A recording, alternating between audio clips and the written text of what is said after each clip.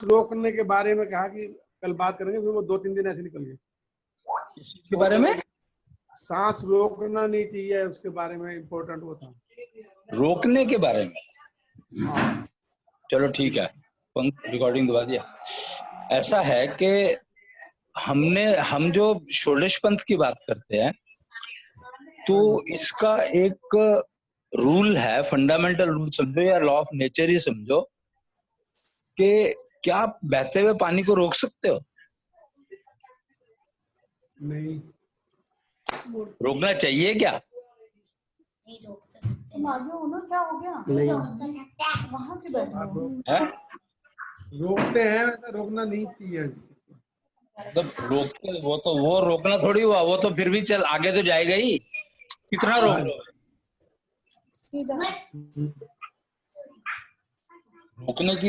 रोकने का मतलब यह है कि रोकने से रास्ता बदल दिया, या तो पानी रुक तो सकता ही नहीं। हाँ जी।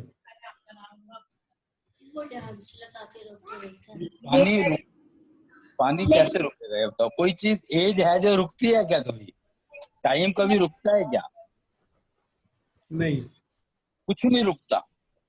पानी को तो रोक सकते हैं हम डैम्स लगा के। ऐस लगा के पानी कैसे रोक सकते हैं? डैम लगा के, डैम। और बावली रोकना थोड़ी हुआ, वो तो गिरने से बचाना हुआ।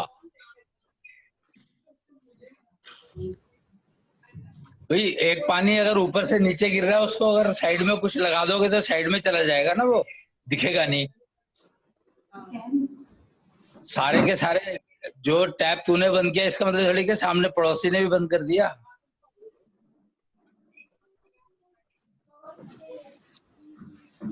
अच्छा एक बात, बाल जो बढ़ते हैं तो वो रोक सकते हो क्या बढ़ने से? फिर तुम अपनी चीज नहीं रोक सकते तो दूसरे की चीज कैसे रोक सकते हो?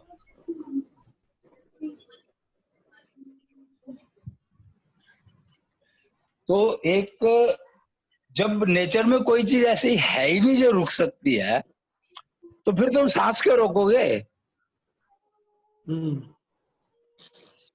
और अपने आप तो रुक ही जाएगी किसी दिन।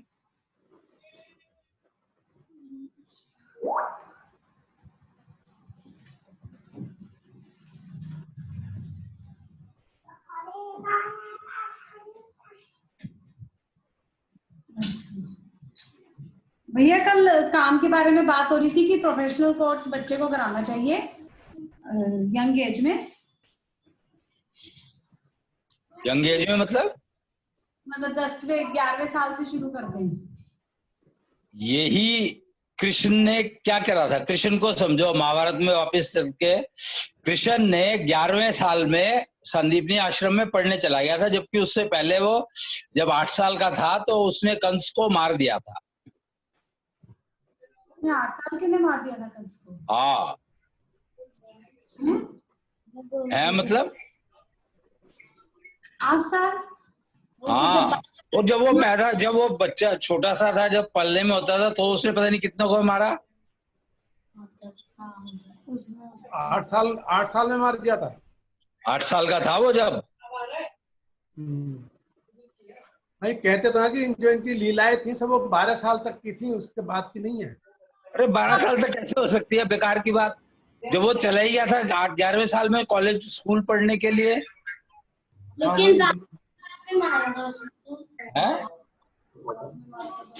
8 में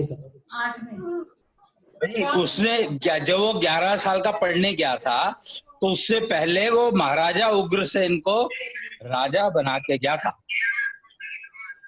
तो महाराजा उग्रसेन राजा कैसे बनेगा जब तक कंस नहीं मरेगा?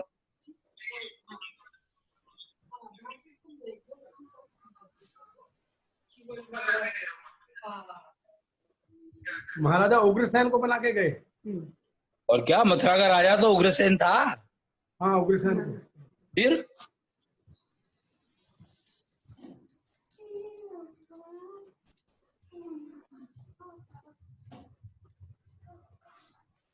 तो 11 साल के बच्चा जो है वो तैयार हो जाता है प्रोफेशनल कोर्स सीखने के लिए। और उस टाइम पे अगर सिखाओगे तो वो हाथ का काम करना सीख जाएगा। हाँ कृष्ण का एग्जाम्पल फिर लो, कृष्ण और सुदामा दोनों लकड़ियां काटने जाया करते थे वन में, तो वो क्या सिखाया जा रहा है बेसिकली? हाथ का काम। बस फिर अच्छा, वो चाहे लाइफ में उसने वो काम किया या नहीं किया, पर वो काम बेनिफिशियल रहता है। प्रोफेशन तो एक आ गया ना, करे चाहे कोई भी। अब तुमने अगर तूने एमटेक करी और फिर भी तू कह रही है कि मेरे को नौकरी नहीं करनी, कंप्यूटर साइंस में करी तूने, तो क्यों करनी? कोई प्रोफेशनल कोर्स करने का मतलब ये थोड़ी है कि तुम उसी पे काम करो।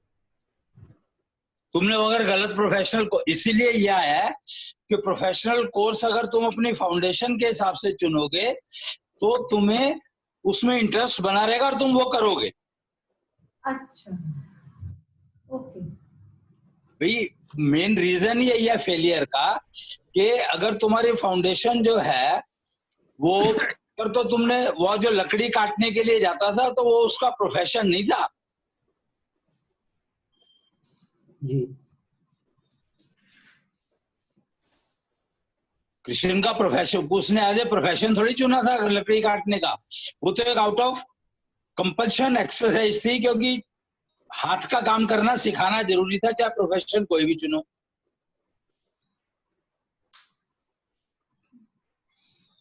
फर्क समझो ना दोनों में।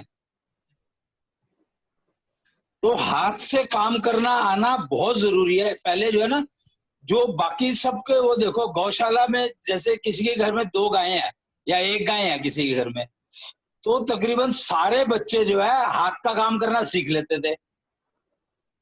अपने बाप से पूछ के देखो, राकेश इस बात को बड़े अच्छे से जानता है और शायद देवराज भी जानता होगा।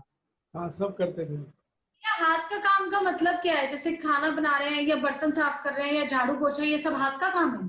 और क्या ये, अच्छा क्या मतलब ये टांग से होता है क्या? हाथ से तो होते हैं सारे काम ये। तो हमने मशीन में कपड़े धो लिए, हमने आप खुद नहीं धोए, तो हाथ का वो काम हाथ नहीं? का काम नहीं हुआ ना, इसलिए तो फिर योगा करना पड़ा ना। अच्छा, मतलब हाथ का काम मीन्स कि आपने अपने बॉडी के इन वर्किंग ऑर्गन्स को यूज किया है। सुखार काम नहीं तो क्या, हाथ का काम का मतलब यही है कि तुमने अपनी सेंसेस को भी, हाथ का काम करने से सबसे इंपॉर्टेंट ये है कि इसमें तुम्हारे दशांग चक्र जो है वो सिंक्रोनाइज बेटर होता है। लेकिन भैया फिर टेक्नोलॉजी को यूज भी तो करना होता है। आप कहते हो कि टेक्नोलॉजी है तो उसको यूज क्यों नहीं वो करते? टेक्नोलॉजी जो तुम्हारे दशांग चक्र को डिस्टर्ब करेगी तो उसको यूज करोगे क्या? अच्छा, टेक्नोलॉजी ऐसे यूज करो जो तुम्हारे दशांग चक्र को डिस्टर्ब ना करे। नेचुरली। ठीक है।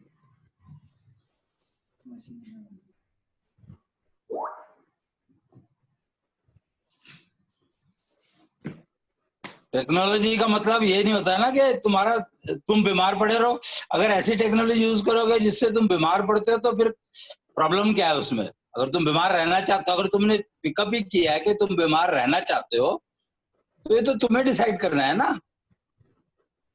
फ्री विल तो इसीलिए दी गई है। तो भैया जैसे लोकल छोटे मोटे, पहले लोग पैदल चलते थे 100-200 मीटर पे कहीं जाना है तो, अब तो पर उससे सांस चढ़ता है कई बार।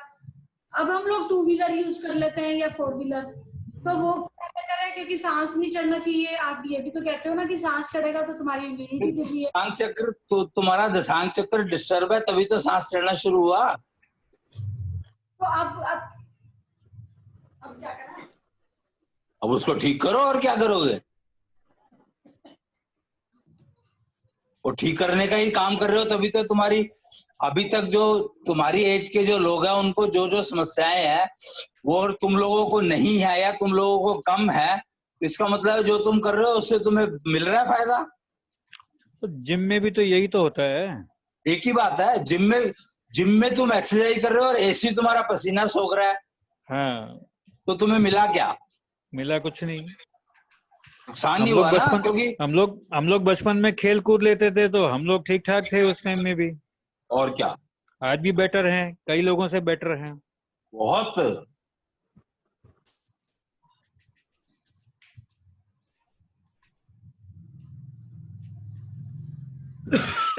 क्योंकि ये हाथ का काम सीखना बंद हो गया ना।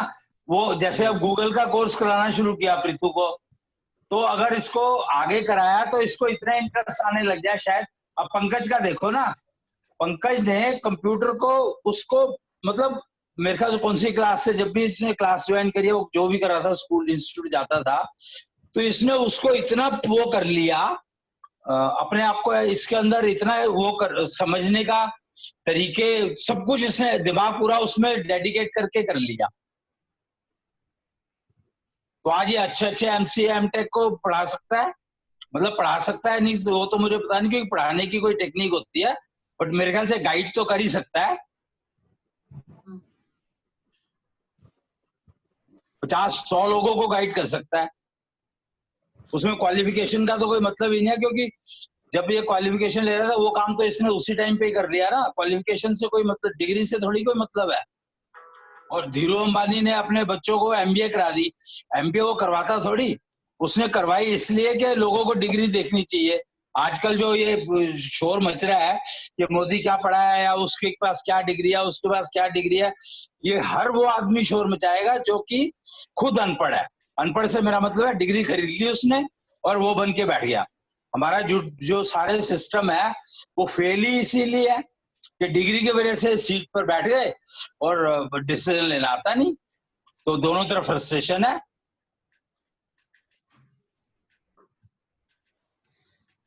जी।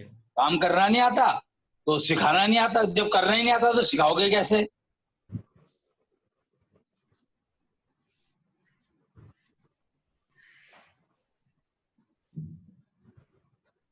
प्रकृति बदलने की कोशिश शुरू कर दी ना कि भाई मैं अगर लड़की हूं तो मेरे को लड़की क्यों हुआ, मेरे को तो लड़का होना चाहिए, मुझे लड़कों वाले काम करने हैं। लड़का कहता है मुझे लड़कियों वाले काम करने हैं, पैसे ज्यादा बनते हैं उसमें। कपिल शर्मा के शो में ये बिल्कुल क्लियरली दिखाया गया है, वो बताया है उन्होंने कि ये लड़की का रोल करके रोटी अच्छी चल जाती है और गाड़ी भी मिल जाती है, तो फिर लड़की का रोल करने में बुराई क्या है? जी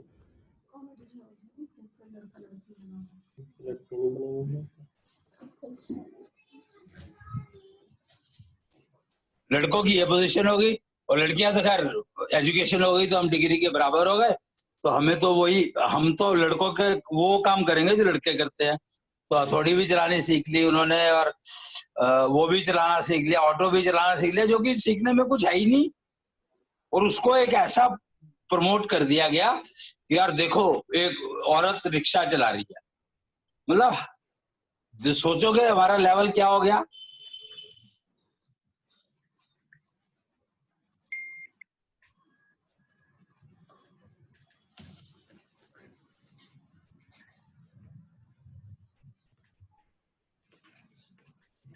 क्योंकि हमने, इसका मेन रीजन ये है कि सोसाइटी में अकल को जो है छुपा दिया गया, मेहनत को आगे कर दिया गया कि हमने इतनी मेहनत करी, अब रिजल्ट नहीं आया तो हम क्या करें, हमें तो सैलरी चाहिए। डायरेक्शनलेस मेहनत करने का क्या फायदा है? और 2-4 को मिल भी जाता है, बिना कुछ करे भी डायरेक्शनलेस मेहनत करने से भी मिल जाता है, क्योंकि वो उनका कर्मफल है। फिर वो पंगा वही आता है कि उसके कर्मफल थे, मेरे नहीं थे, ऐसा कैसे हो सकता है, ऐसा मैंने क्या कर दिया।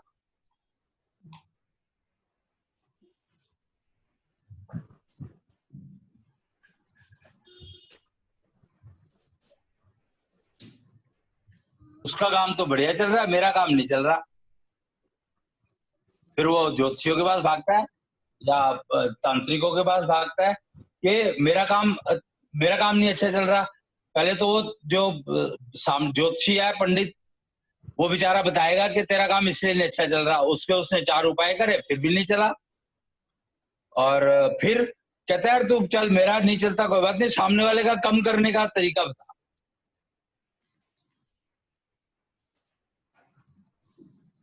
फिर वो शुरू हो गया। अब सारे ऑफिस में यही चलता है कि दूसरे की टांग कैसे खींची जाए। वो केकड़, उसका एग्जांपल दिया जाता है क्रैब्स का, पता नहीं किसका, कहते हैं जी वो इंडियन क्रैब है ना, वो उसको ऊपर नहीं चढ़ने देगा, क्योंकि सारा इंडियंस जी बैठे सारी वर्ल्ड को रूल कर रहे हैं। अब अगर इंडियन क्रैब का ये पोजीशन है कि वो किसी को आगे नहीं बढ़ने देता, तब तो ये हालत है कि पूरे वर्ल्ड की सारी बड़े बड़े कॉर्पोरेट्स को इंडियन रूल कर रहे हैं। तो इसका मतलब क्या हुआ कि क्रैब, वो टांग खींचने वाला क्रैब ज्यादा बेटर है ना।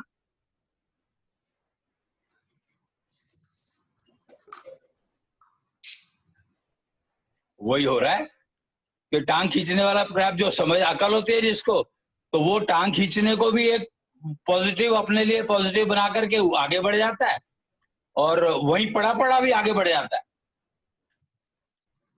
उसको पता है नीचे वाले खींच लेंगे तो नीचे ही बैठ गया, अब कौन खींचेगा, अब दिमाग पूरा इस्तेमाल करेगा, और पैसे दिमाग के होते हैं। 90 पैसे 100 में से 90 रुपए तो दिमाग के होते हैं, मेहनत के तो 10 ही रुपए होते हैं। क्योंकि मेहनत तो कोई भी कर सकता है, जो बंदा है वो खुद भी कर सकता है, वो दूसरे की टांग खींचने में अपनी एफर्ट नहीं लगाता बस।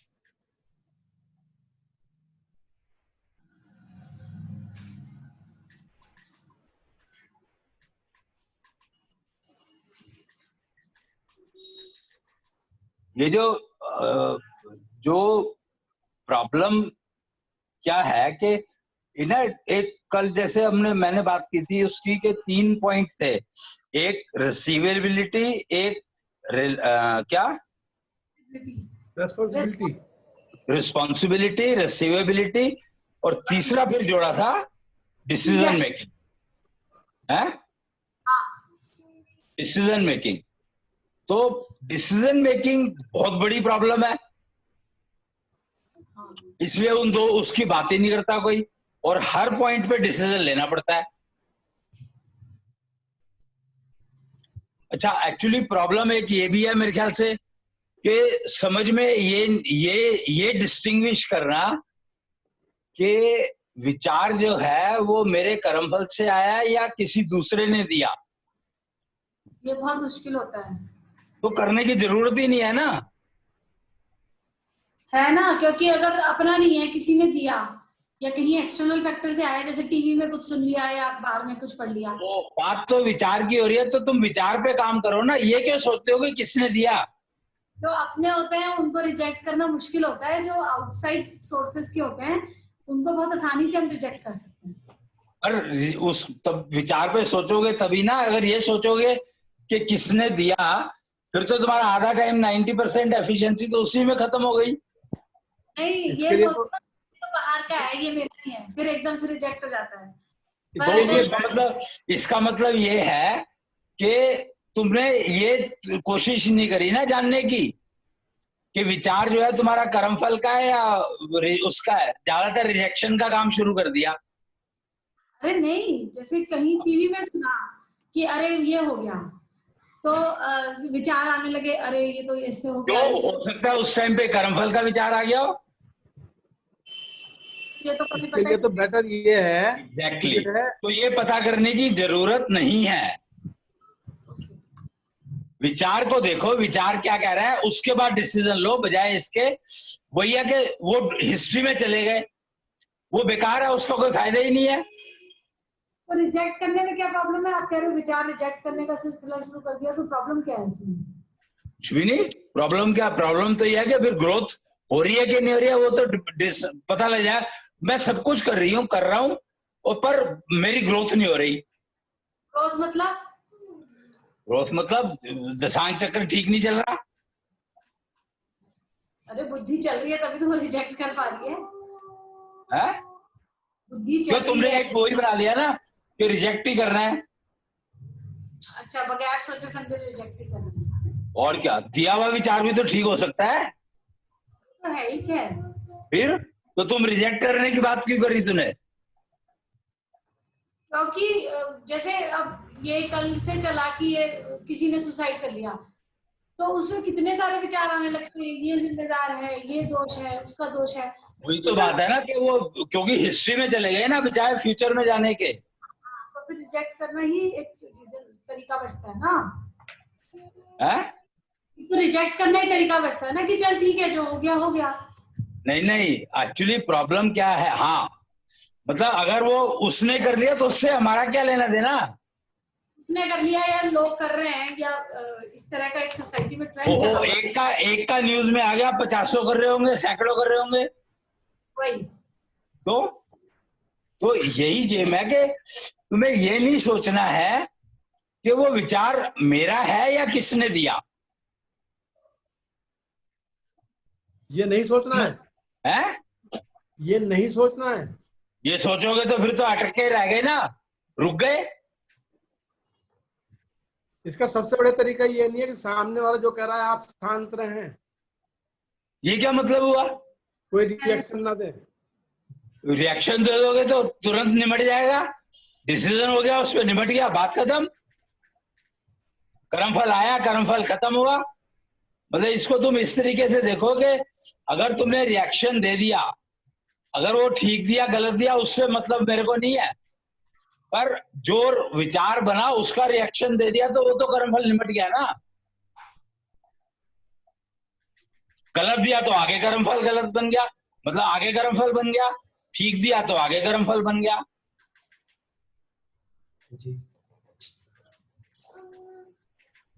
और रिजेक्ट किया तो? रिजेक्ट किया तो कर्मफल बना नहीं, विचार रिजेक्ट हो गया, पूरा खत्म हो गया, क्योंकि कर्मफल ने तो विचार देना है, विचार का तुम्हें क्या करना है उसके ऊपर आगे डिपेंड करेगा। हिस्ट्री तो खत्म हो गई ना, फ्यूचर की बात हो गई। तो वसुदेव कुटुंबकम जो चल रहा है उसमें हमें कुछ विचार नहीं करना है कि पड़ोस के साथ ऐसा क्यों हो गया जो हमारे घर पे ना हो? यार ये विचार नहीं है ना, विचार करना कुछ भी, उस पर नहीं विचार करना हमको। उस पे विचार, पड़ोस में ऐसा हो गया, तुम्हारे घर पे ऐसा ना हो, क्या तुम्हारे घर की परिस्थितियां पड़ोस जैसी हैं क्या? नहीं, सबकी अलग अलग होती है ना। तो फिर तो तुम दूसरे की परिस्थिति, दूसरे की क्या परिस्थिति, उसने क्या किया, उसको तुम अपने घर में कंपैरिजन करने लगोगे तो फिर तो तुम गए ना। तो समाज की किसी भी घटना का तो हम कंपैरिजन करते ही है ना, किसी भी स्तर पे तो हो यही रही तो गलत है ना, यही तो गलत, कंपैरिजन का कंपटीशन। तभी तो ये बात शुरू किस लिए हुई थी कि लड़का कहता है मुझे लड़की होना चाहिए था, लड़की कहती है मुझे लड़का होना चाहिए था। वो कंपटीशन की बात और कंपैरिजन की बात ही तो तभी तो हुई शुरू। तो समाज की किसी भी घटना से हमें अपने को कंपेयर नहीं करना चाहिए, सिवाय जो हमारे साथ घट रहा है उसको छोड़ के। अगर तुम्हारा दशांक चक्र ठीक चल रहा है तो वो कंपेयर करने ही नहीं देगा। अच्छा, यही ये गेम है कि तुम्हें बजाय इस बात को सोचो कि हमें समाज के साथ कैसे बिहेव करना है, तुम ये देखो कि हमें समाज को क्या कंट्रीब्यूट करना है। जी, बस तो समस्या खत्म। जो फैमिली के जो रूल है अब वो समाज पे चला गया ना।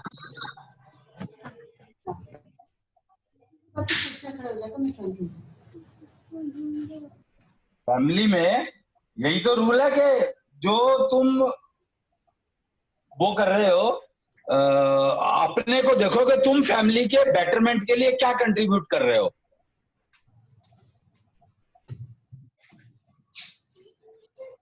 वही बात अब समाज पे चली गई। अगर तुम बेटरमेंट के लिए कंट्रीब्यूट नहीं कर रहे हो तो तुम फिर सोसाइटी करोगे और क्या करोगे। अगर तुम लोगों को मिसगाइड कर रहे हो तो अल्टीमेटली वो मिसगाइड का रिजल्ट तो तुम्हारे ऊपर ही आएगा।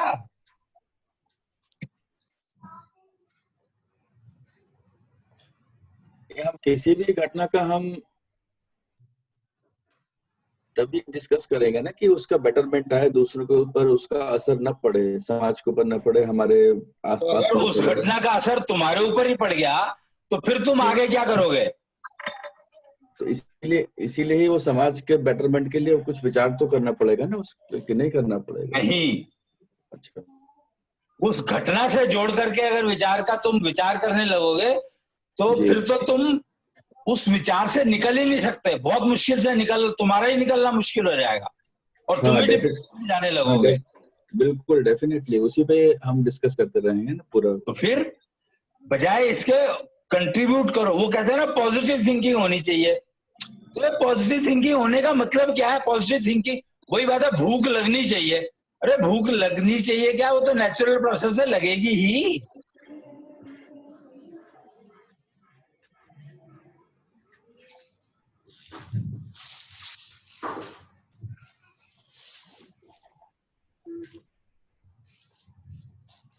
या अगर हमें नहीं पता पड़ रहा कि हम क्या कंट्रीब्यूट कर सकते हैं, कोई घटना घटी समाज में, तो मतलब हम चुप बैठना भी ठीक है हमारा। क्या कह रहे हो? कोई समाज में घटना हुई, हमने कोई समाज में घटना घटी, वो विचार हमारे मन में आया, हमने उसको रिजेक्ट कर दिया। आपके मन में थोड़ी आया, वो तो दिया किसी ने।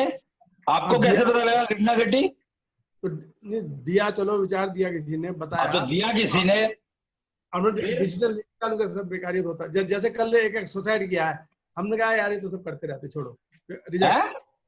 हमने रिजेक्ट कर दिया, हमने कहा ये तो बस ये है कि उछालने के लिए उछालते रहते हैं, कुछ नहीं, कोई मतलब नहीं है, तो हमने टीवी भी बंद कर दिया।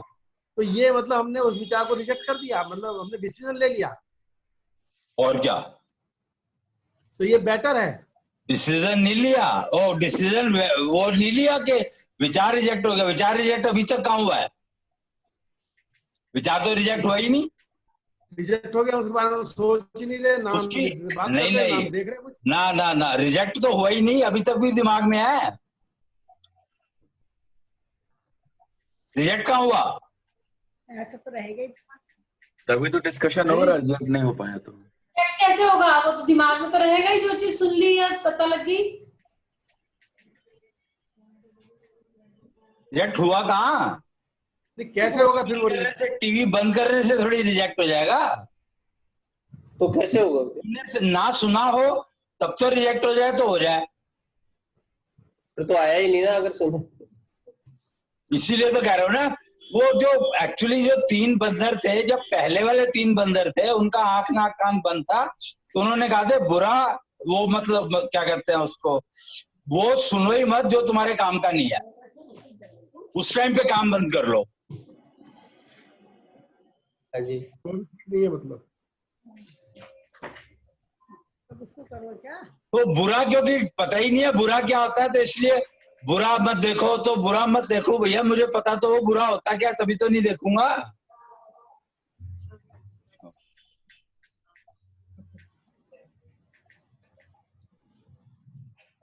भाई अगर बुरा मत देखो, सब कहते हैं बुरा मत सुनो, बुरा मत देखो, बुरा मत करो, और नहीं बोलो, करो नहीं, बुरो बोलो, करो तो करना तो अलाउड है। ये देखो ना, गेम देखो कि तुम बुरा मत देखो, बुरा मत सुनो, बुरा मत बोलो, हाँ, कर सकते हो। सोसाइटी में आप कहीं भी देख लो, ये तो कि जिसने बुरा बोला या लाउडली बोला, उसको कह देते हैं लोग कि ये खराब है। जिसने कुछ किया उसके बारे में बात नहीं करता, बस बोला। इसका मतलब यही तो कह रहे हो, तो इसका मतलब यही हुआ ना कि सारे बुरा करने लग गए, और सोसाइटी में आज वही हो रहा है। दूसरा क्या कर रहा है इसके बारे में बात ही मत करो, हमें क्या सानू की। उसके लिए सरदार बनना पड़ता है, इतना आसान नहीं है। नहीं, जब कोई कहे कि दूसरा ये कर रहा है तो नहीं, बात नहीं करेंगे। उसने बोला गलत, क्यों, ये एक डिस्कशन का टॉपिक है, उसने क्या बोला, क्यों बोला।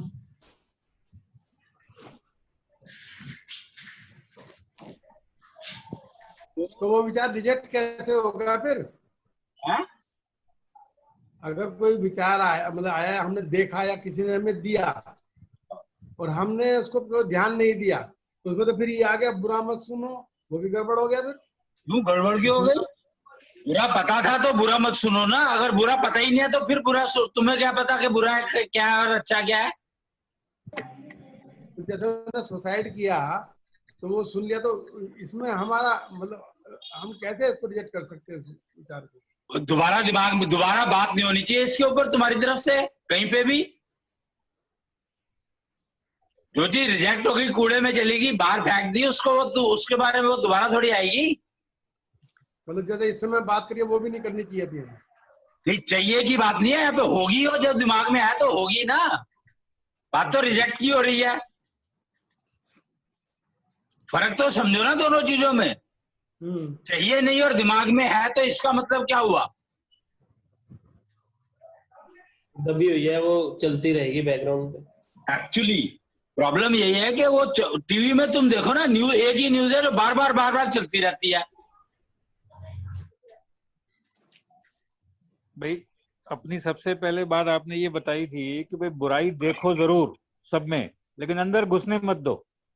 अपने मत, दूसरे की देखो और अपने अंदर आने मत दो उसको। अपने अंदर आने मत दो, बस वही वो ये सबसे बढ़िया है। आयुर्वेद की प्रॉब्लम यही हुई है कि उसने दूसरों के दोष देखने शुरू कर दिए और अपने अंदर भी आ रहे हैं तो आने दो।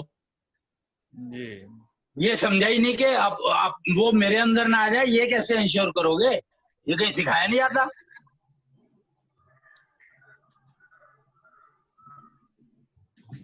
हाँ सिखाया मतलब, हाँ कह सकते हैं सिखाया नहीं जाता, बताया जरूर जाता है लेकिन सिखाया नहीं जाता। भाई बताया भी नहीं जाता क्योंकि पता ही नहीं है कि रिजेक्ट वो क्या करोगे कैसे तुम। कंसेप्ट ऑफ रिजेक्शन जो है वो तभी डेवलप होगा ना जब उसके ऊपर तुम कुछ काम करोगे। अगर तुम्हारा दशांग चक्र ही नहीं तुम्हारे कंट्रोल में है तो फिर तुम्हारे को रिजेक्शन करना है नहीं करना है वो पता कैसे लगेगा? जी डॉक्टर का तो ध्यान तो ये होता है भाई पैसे जमा करा दिए कि नहीं करा दिए इसने। जी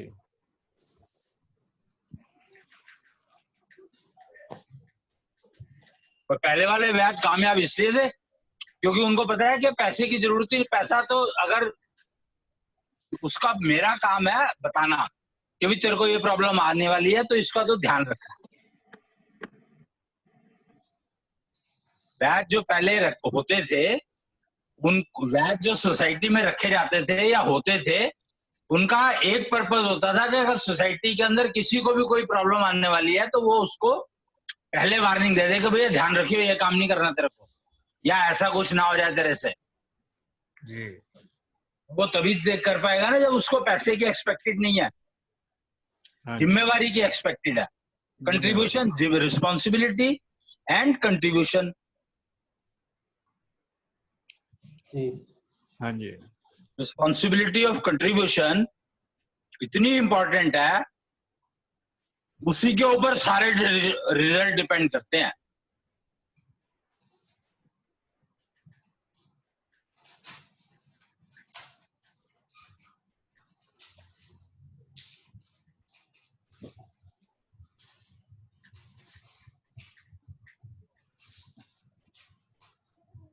फिर कुछ और सबसे एक्चुअली इन दोनों के बिना तुम्हारी डिसीजन मेकिंग ठीक नहीं हो सकती। एक प्रॉब्लम ये भी है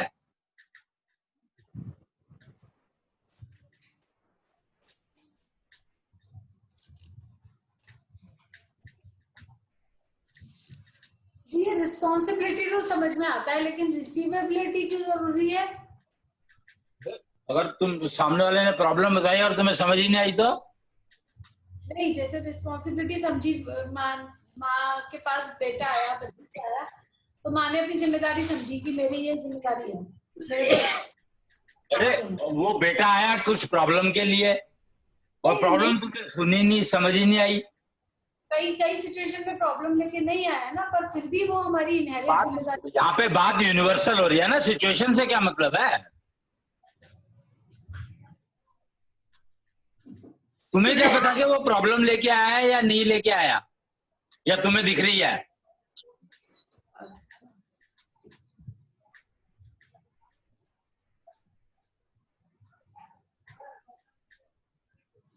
जो सामने वाला अगर आया है तो वो कुछ ना कुछ प्रॉब्लम, उसको जो कुछ कर रहा होगा, वो जो कोई भी काम कर रहा होगा उसमें कोई इश्यू आ रहा होगा तभी तो आया होगा वो, या उसको है?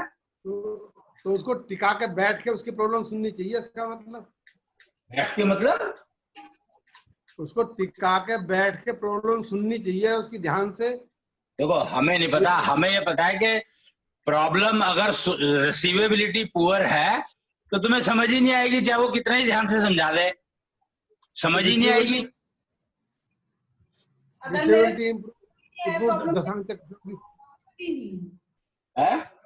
अगर मेरे पास कोई नहीं आया प्रॉब्लम लेके तो मेरी कोई रिस्पॉन्सिबिलिटी नहीं है ना। प्रॉब्लम लेके आए तो रिस्पॉन्सिबिलिटी है ही ना, नहीं तो तेरे पास है। अगर नहीं आया, कोई नहीं आया प्रॉब्लम लेके अपनी, तो इसका मतलब उसके पास उसकी कोई जिम्मेदारी नहीं है। किसकी? किसी के पास कोई प्रॉब्लम लेके नहीं आया अपनी, हाँ। तो उसकी कोई जिम्मेदारी नहीं है। नहीं, फिर वो प्रॉब्लम क्रिएट करने की कोशिश करेगा ना। वेला बेटा। क्या कोई प्रॉब्लम लेके क्यों नहीं आया? कोई नहीं, ये भी हो सकता है ना कि उसको पता ही है कि सामने वाले को कुछ पता तो है नहीं। तो ये भी तो हो सकता है कि मैं जिस बार प्रॉब्लम लेने जाऊं उसके पास तो जाऊं जो मेरे को सोल्यूशन दे दे। अगर उसको पता है कि वो सोल्यूशन वहां से मिलेगा नहीं तो जाएगा क्यों वहां पे? एब्सोल्युटली। तो अब कोई शख्स ऐसा है, उसने ये रेपुटेशन कमा ली है कि इसके पास सॉल्यूशन नहीं मिलेगा, तो उसके पास अब कोई प्रॉब्लम लेके जाएगा नहीं। क्यों? क्योंकि सबको पता है कि इसके पास सॉल्यूशन तो मिलता नहीं है। अगर मान लो एक बात था मेरे को कि ये बात अगर ये बात पक्की भी हो गई है कि किसी को प्रॉब्लम सॉल्व करनी नहीं आती, हाँ। पर वो अगर कोशिश करता रहता है। नहीं, अच्छा, वो कोशिश ही क्यों करेगा? हाँ, अगर कोशिश करता रहता है तो उसको नुकसान होगा। अच्छा, तो कोशिश ना करे तो ज्यादा बेटर है। अच्छा।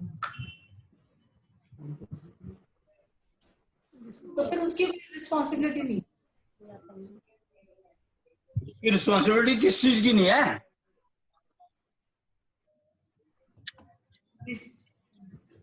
है? पता नहीं।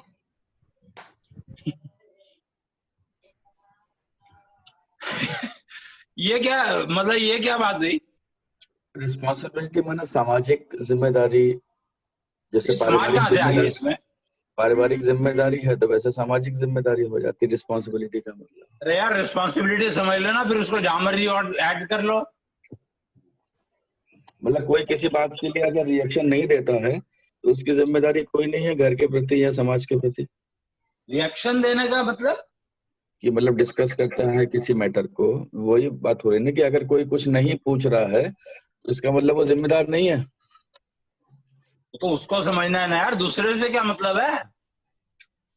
जिम्मेदारी तो अपने आप की है, दूसरे की थोड़ी है। हमने रिसीव कुछ भी नहीं किया तो रिस्पॉन्सिबिलिटी भी कुछ नहीं है। अब पैरों से पूछ के देख। पैरों से? पैरों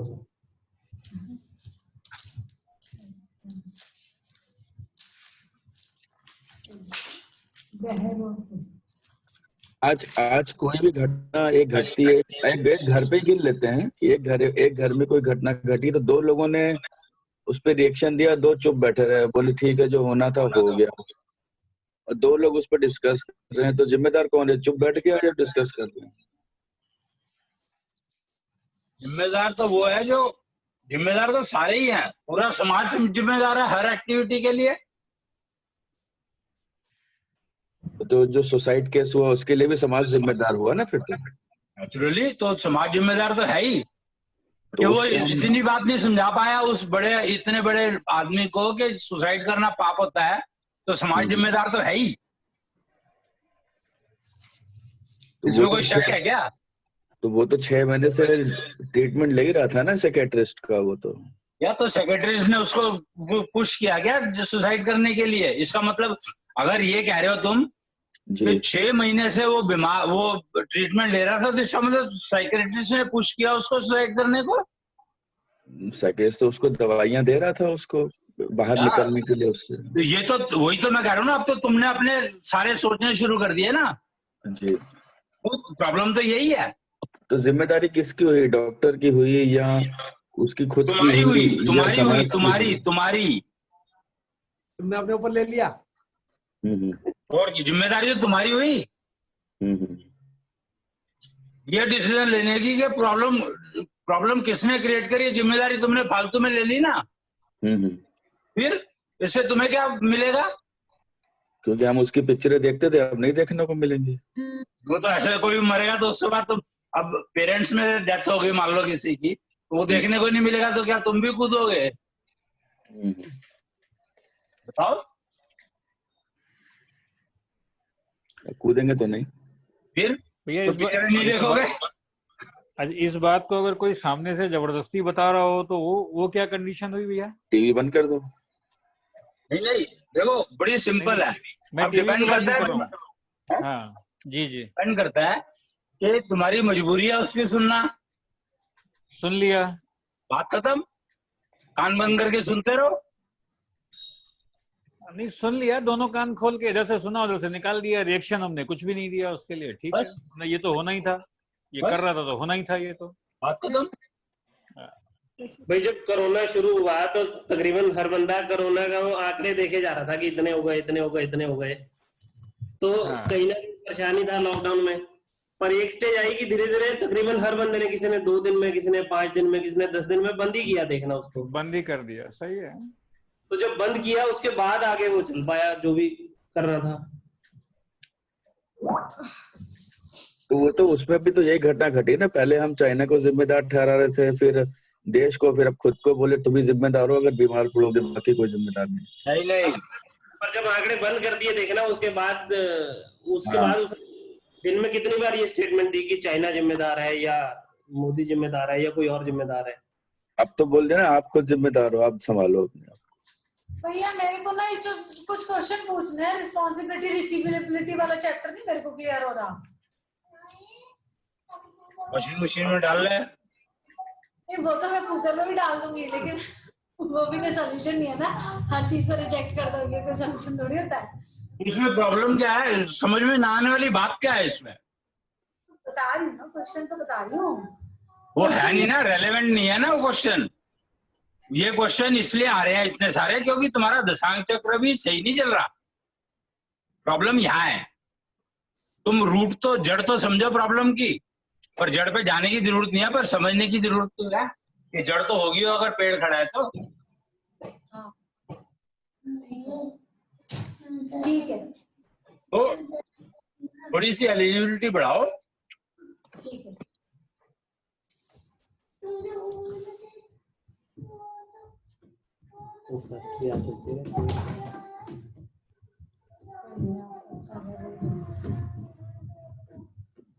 हमारे तो कोई क्वेश्चन नहीं बनते। तेरे को समझ नहीं आ रहा। मंजू है ना तेरे पास, तो इसके पास, पंकज के पास मंजू नहीं है ना। ये कहती रहती है ना क्या, हमारे, मेरे तो सब सिर से ऊपर उतर रहा है, मेरे समझ में कुछ नहीं आ रहा। मैंने कहा तुम्हारे मतलब की चीज समझ में आती है और कुछ नहीं आती। वसूल है तो यही होना चाहिए भाई, एग्जैक्टली अगर ये आदत सबको हो जाए तो यही काम कर जाएगी, दशांक चक्र को ठीक चला देगी। लेकिन फिर दुखित रहती है मेरे साथ कि तुम क्यों पूजा पाठ करते रहते हो। मैं तो उसको तुम कन्विंस नहीं कर पाए ना अभी तक कि मैं क्यों करता हूँ। नहीं पता है इसको, करना शुरू किया है इन्होंने भी, यहाँ असर तो पड़ता है। बस तो फिर तो क्या तू क्यों करती है? तुमने, तेरे को तूने ये नहीं पूछा फिर तू क्यों करती है? मुझे बता रखा है इसलिए करती हूँ, करने के लिए। मैं कह रहा तू आगे भाग जा, नहीं नहीं तो तू आगे भाग जाएगा, मैं पीछे रह जाऊंगी, इसलिए करती हूँ। एक बार था तू आगे भाग गया मान ले, तो ये तेरे को छोड़ेगी क्या? नहीं अंतर तो पड़ता है भैया, बहुत अंतर पड़ता है, मतलब बहुत ज्यादा अंतर पड़ता है। अब या तो हम दोनों हैं यहाँ अकेले इसलिए पड़ रहा है, हमें महसूस हो रहा है। नहीं नहीं ऐसा नहीं है, पड़ोस पर समाज तो हर समय हर एक के साथ है भाई। हाँ जी। अगर तुम समाज में रह के सब्जी भी लोगे, दूध भी लेके आओगे, हलवाई के पास भी जाओगे, फोटोकॉपी भी करानी है, डॉक्टर भी है। हाँ। अकेला तो कभी, समाज में रह रहे हो तो अकेले नहीं हो सकते, और जो अकेले रह भी रहे हैं तो वो भी समाज के पार्टी है।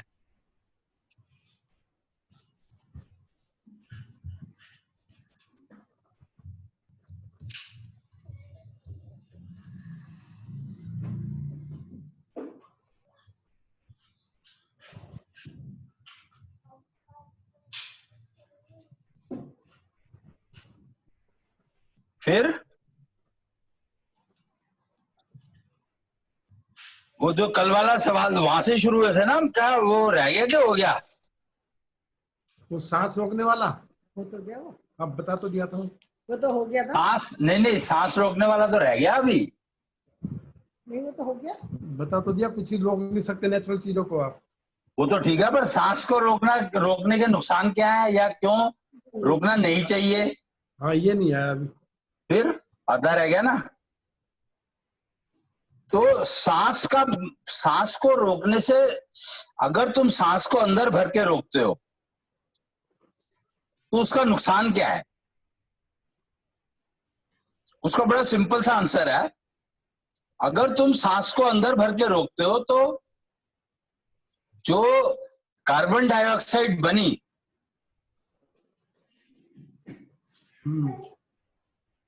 वो वापस जम गई, उसका कुछ पोर्शन वापस जम गया। पहली बात। दूसरी बात यह कि तुम्हें जबरदस्ती रोकना पड़ता है, अपने आप तो रुकता नहीं, जबरदस्ती रोकोगे या तो जबरदस्ती अगर नेचर के अगेंस्ट में कोई काम करोगे तो उसका रिजल्ट क्या होगा? नुकसान ही होगा, नेचुरली नुकसान ही होगा। और एक एग्जांपल नुकसान की यह है कि वो जो कार्बन डाइऑक्साइड है वो तुम्हारे को नुकसान करेगी, वो जो तुम्हारे लंग्स के ऊपर जमी रह जाएगी तो वो हार्ट को तुम्हारे को डिस्टर्ब करेगी।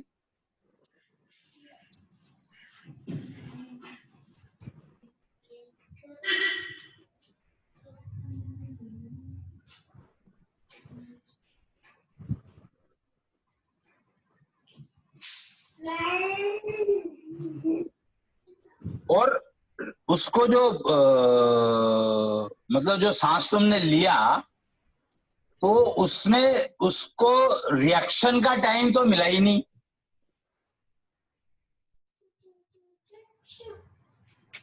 रिएक्शन का टाइम मिला तभी तो फिर ऊपर गई वो, तभी तो रोकी जब CO2 बन गई उनकी। जब रिएक्शन का टाइम मिला, जब धीरे धीरे सांस ली तो रिएक्शन का टाइम तब मिलना शुरू हो जाता है। उसके बाद में जब हमारी सांस ऊपर तक आई तो वो रोक ली हमने वहां, मतलब तभी तो कार्बन डाइऑक्साइड बनी जो जमेगी। ऊपर कहाँ रोकी? धीरे सांस लेकर तभी तो रोकते हैं। सांस तो लंग्स में जाती है, लंग्स के अलावा सांस जाती कहीं नहीं, तो ऊपर कहाँ चलेगी नीचे कहाँ चलेगी? मुझे समझ में नहीं आता कि सांस ऊपर और नीचे क्या होता है। मतलब सांस जब हम लेते हैं धीरे धीरे और फिर एकदम फिर धीरे छोड़ते हैं, तो वो जो पॉइंट होता है लेने और छोड़ने के बीच का, वहीं तो हम रोकते हैं सांस को। रोकते कब है? रोकना तो है ही नहीं। अगर रोकेंगे जो नुकसान वाली बात है। अरे तो रोकते तो लंग्स में हो ना, रुकता तो जब सांस जो है, सांस लंग्स के, सांस के लिए एक पर्टिकुलर चीज है लंग्स। लंग्स दिए हैं तुम्हें तो सांस तो लंग्स में ही जाएगी ना, उसके बाहर थोड़ी चली जाएगी।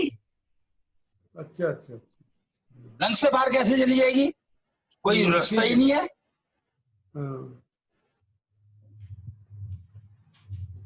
तो सांस अगर लंग्स में रुकी रहेगी तो नुकसान करेगी क्या वो? और क्या भाई, सांस जो है कर क्या रही है ये तो देखो। जो हवा तुमने ली सांस में वो कर क्या रही है? वो बीमारियों को प्यूरिफाई करके कार्बन डाइऑक्साइड में चेंज कर रही है। बीमारियों को नहीं कर रही। बीमारियों को किसने कहा? जो अंदर जो कार्बन है उसको निकाल के कार्बन डाइऑक्साइड से मतलब फेफड़ों में से, खून, ब्लड में से, ब्लड की इम्प्योरिटी निकाल के, करेक्ट, उसको बर्न करके और बाहर फेंक दिया। हाँ, बर्न करके फिर उसको बाहर फेंक देती है। तो उस रिएक्शन में देर कितनी लगती है?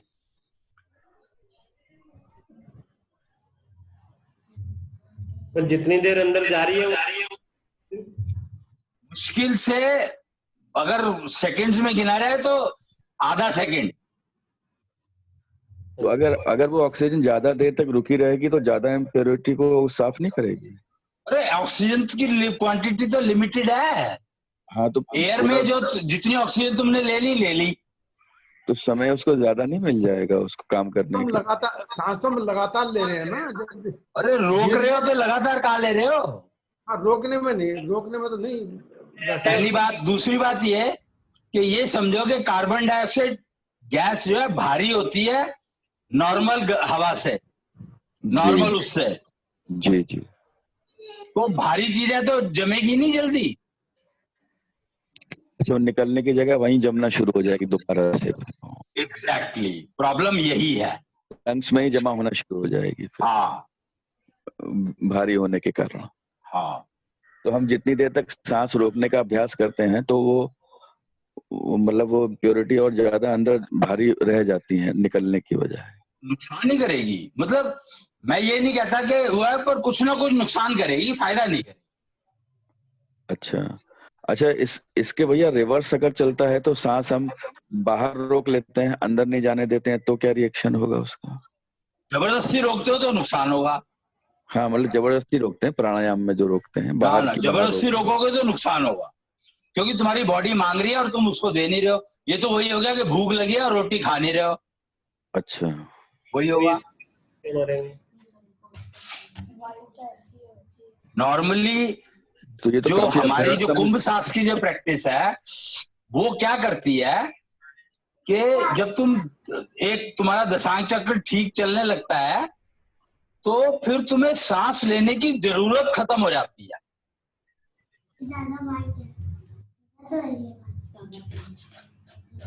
क्या समझे? यही कि बॉडी मांगना बंद कर देती है इसका, कि बॉडी अपने आप ही सांस मांगना ही बंद कर देती है, तो रोकनी नहीं पड़ती वो खुद ही एक्चुअली। लेकिन मतलब इसको मैं एक और वो जोड़ रहा था, अगर तुम इस प्रैक्टिस को, कुंभ सांस की प्रैक्टिस को करते हो तो धीरे धीरे जो कार्बन डाइऑक्साइड कन्वर्ट होती है वो तुम्हारे खाने में बदल जाती है और तुम्हें भूख लगनी बंद हो जाती है। भूख लगनी बंद होना का मतलब ये नहीं होता कि तुम्हें भूख लगनी बंद हो गई।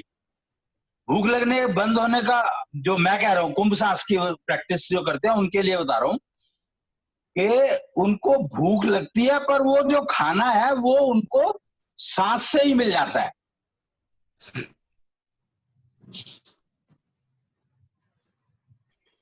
पानी जो है वो सांस से ही मिल जाता है।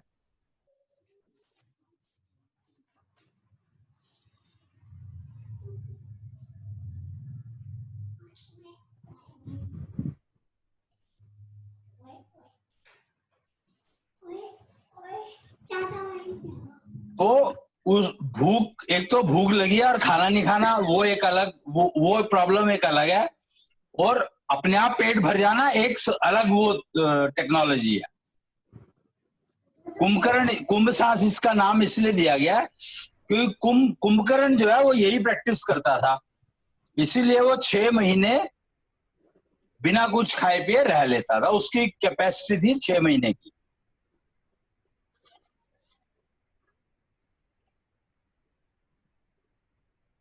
और अभी अभी कुछ लोगों की जो एक कोई डेथ हुई है, 2 ऐसे लोग मरे हैं जो 60-60, 70-70 साल तक कुछ नहीं खाया पिया। हाँ जी, वो एक का तो मैंने देखा, एक थे वो शायद 70-75 साल से कुछ नहीं खाया उन्होंने। 2-3 ऐसे केस आ चुके हैं। भैया 12:30 बज गए, आप कह रहे थे कि आपको जाना है। हाँ, मैं देख रहा हूँ, मेरे को पता है। हम भी तो इंश्योर कर रहे हैं। भूख लगी है क्या? आपने कहा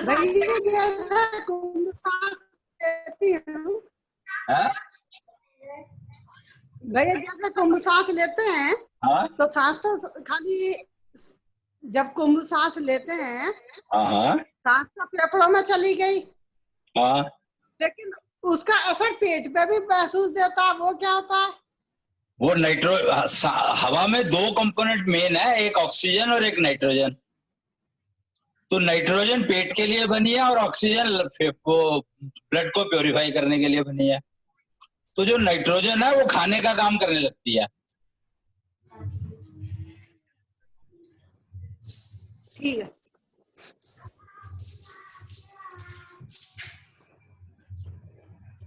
चलो फिर बाकी कल कर लेंगे। जी भैया।